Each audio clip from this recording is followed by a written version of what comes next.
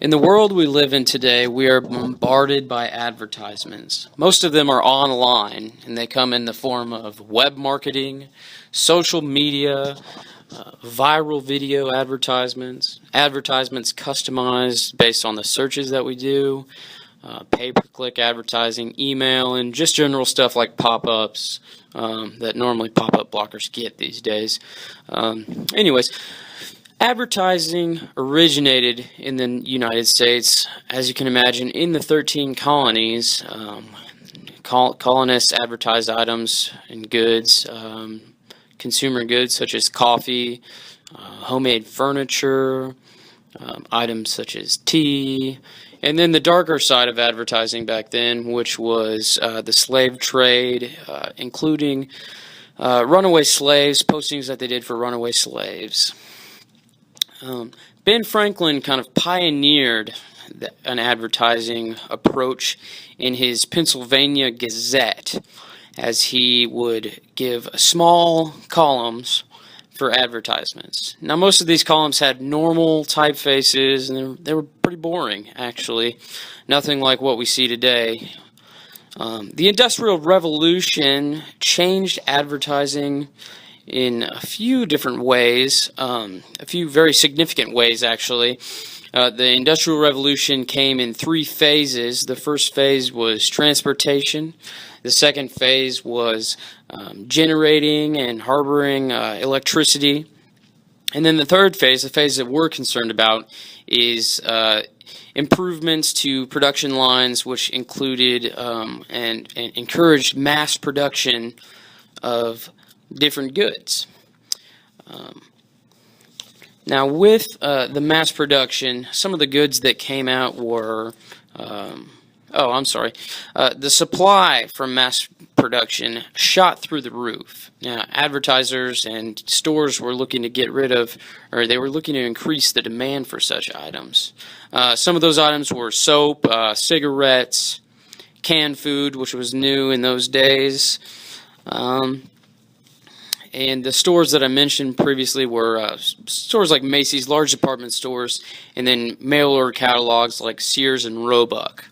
Now, these stores are catering to a new generation of Americans, a generation of urbanites. As the 1920 U.S. Census showed, we were a nation of city dwellers, and that was the first time that was a significant change.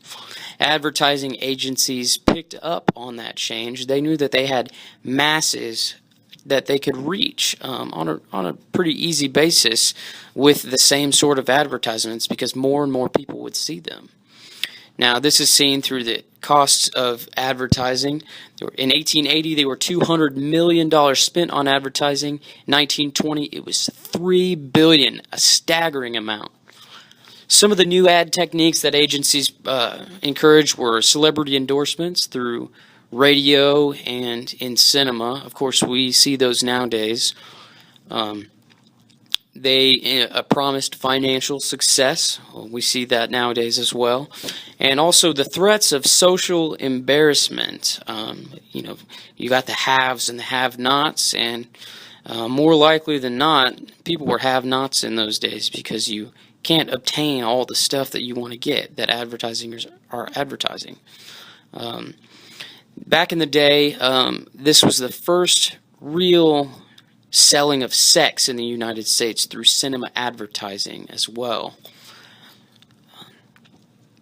Now, as the stock market shot up in the 1920s, more money equals more spending. So economic gains equal more discretionary spending.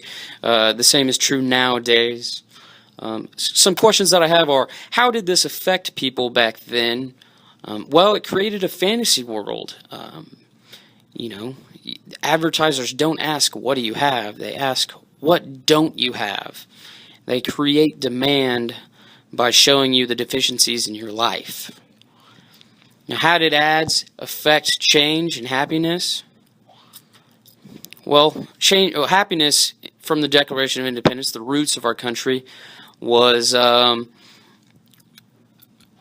based on spiritual as well as material gains, material happiness.